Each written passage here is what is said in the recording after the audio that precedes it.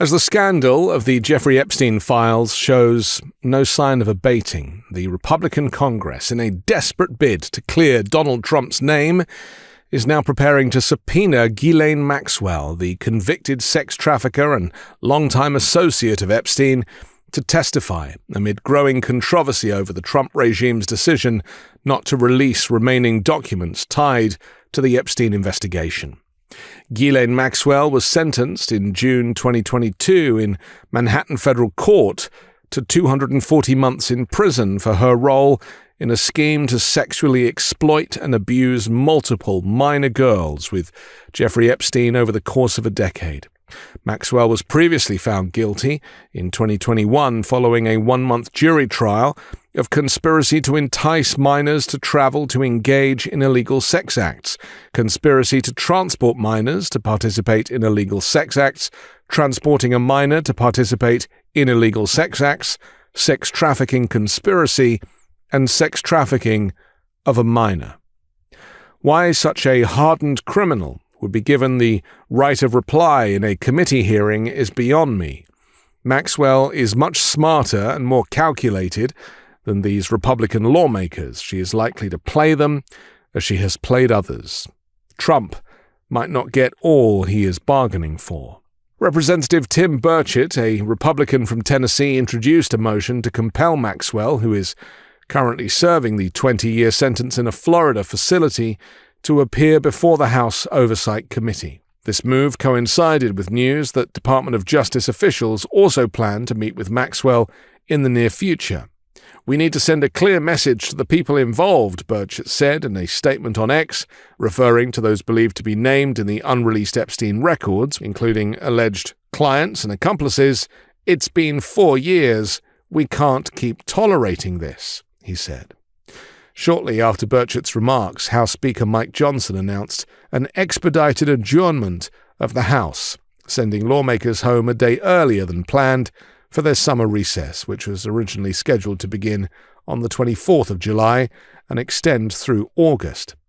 The abrupt schedule change has disrupted the chamber's usual legislative calendar, especially as pressure mounts from both Democrats and some Republicans to make the Epstein records public. "We won't let this turn into a political stunt," Johnson said during a press briefing. Meanwhile, a federal judge in New York has ordered the Trump regime to provide more documentation supporting its effort to release grand jury testimony from Maxwell's 2021 prosecution.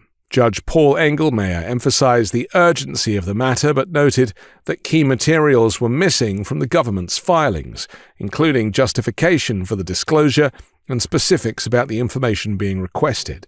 The judge set a July 29 deadline for the government's legal brief and asked Maxwell and her accusers to submit their responses by August 5. Donald Trump has branded Mar-a-Lago the Southern White House. But in the 90s, Mar-a-Lago was Trump's South Florida party palace, one frequented by Jeffrey Epstein, who is facing charges for sex trafficking. He has pleaded not guilty. The president says his relationship with Epstein was no different than anyone else in their elite circle. Well, I knew him like everybody in Palm Beach knew him. He was a fixture in Palm Beach. I don't think I've spoken to him for 15 years. Yet, a tape in the NBC archives of a Mar-a-Lago party shows Trump giving Epstein his personal attention. Donald! Donald! Donald! The footage, shot in November of 1992, before Trump opened the resort as a club, shows the future president surrounded by cheerleaders for the Buffalo Bills and Miami Dolphins,